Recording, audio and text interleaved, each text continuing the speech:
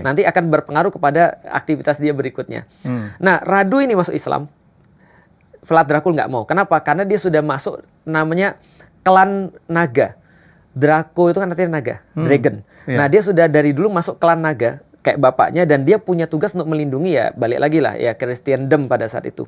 Dia punya Holy Roman Emperor-nya kan ya.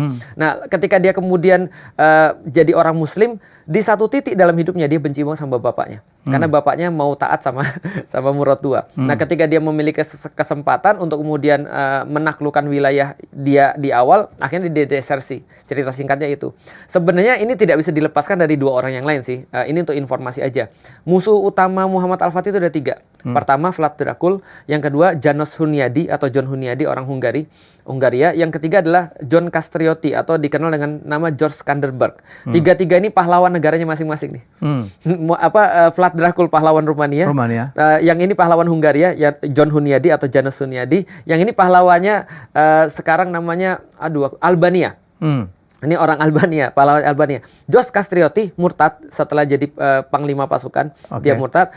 Janos Hunyadi memang orang-orang Holy Roman Emperor. Ini semua dididik di sana semua? Cuma satu aja. Cuma satu aja. Nah, nanti Vlad Dracul ini menemukan bahwasannya John Hunyadi akan bunuh bapaknya.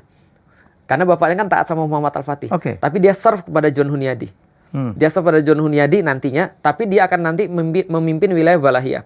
Nah, setelah gantiin bapaknya memimpin wilayah Walahia, saking kesalnya Muhammad Al-Fatih minta pasukannya untuk kemudian pergi ke sana.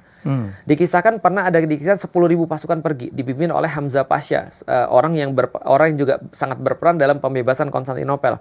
Tapi karena Vlad Dracul ini orangnya hebat luar biasa, memang taktik dan luar biasa kejam. Ya? Betul, dan luar biasa kejam ini orang ini. Akhirnya 10.000 pasukan tuh diimpel sampai ada disati. Jadi penyiksaan paling parah itu katanya adalah ditusuk dari anus sampai dengan leher. Nah, itu namanya impel. Dan itu ditaruh di kayak hutan. Ditunjukin ya? Hutan manusia. Pas Muhammad Al-Fatih ke sana ngeliat pasukannya muntah balik.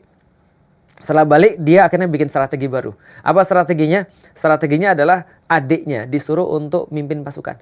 Karena dia tahu hanya serigala yang bisa buru serigala.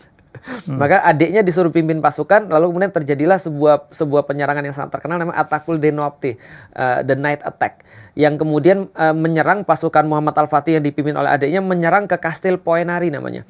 Jadi kalau sekarang namanya Bran Castle ya kalau dalam film Dracula itu ya, atau di dalam novel Dracula, Transylvania. Tapi sebenarnya bukan di situ. Namanya Kastil Poenari namanya. Kastil Poenari 1472, The Night Attack, Attaquul de Noapte, akhirnya dia lari. Setelah dia lari kemudian ada sejarah mengatakan dia ketemu dengan pasukan tuh nggak tahu kalau itu adalah Vlad Dracul, tapi kepalanya dipenggal. Nah, setelah dipenggal akhirnya sebagian daripada badannya, karena kepalanya dibawa ke Muhammad Al-Fatih, badannya dibiara Senagov sekarang. Itu aja. Coba dicari aja. Itu ada